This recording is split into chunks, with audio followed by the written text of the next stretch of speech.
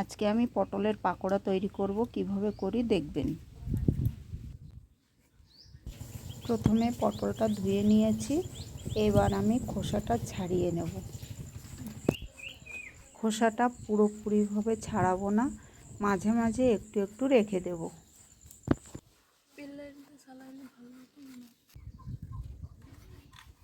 পটলটাকে দুভাগ করে এরকম পাতলা পাতলাভাবে কেটে নিতে হবে।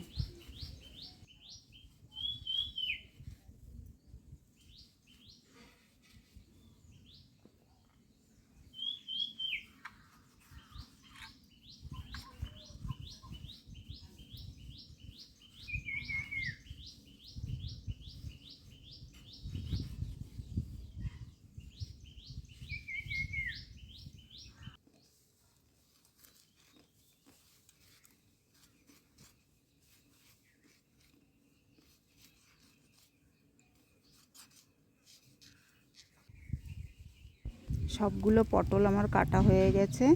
এবার সামান্য হলুদ লবণ দিয়ে মেখে রেখে দেব।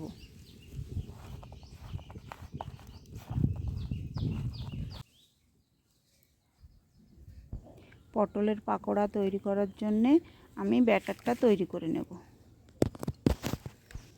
আজকে আমি বেসন ছাড়া পাকোড়াটা তৈরি করব।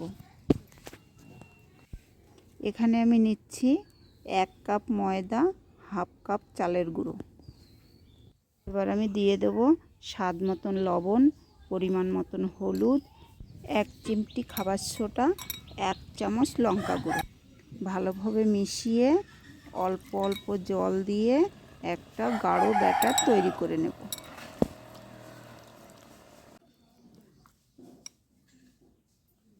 আর এখানে একটু ধনে জিরের গুঁড়ো দিয়ে দেব।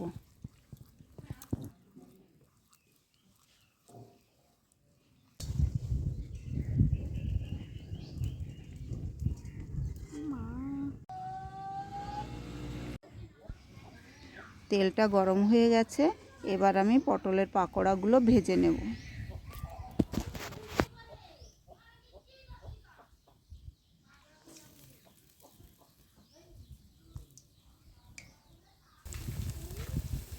পাকোড়া তৈরি করার জন্য তেলটা একটু বেশি পরিমাণে গরম রাখতে হবে।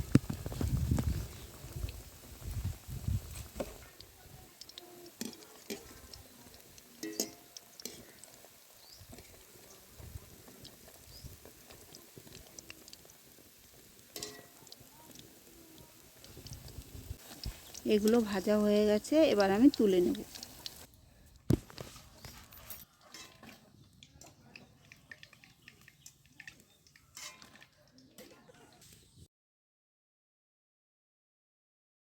একইভাবে আমি সমস্ত পাকোড়াগুলো তৈরি করে নেব।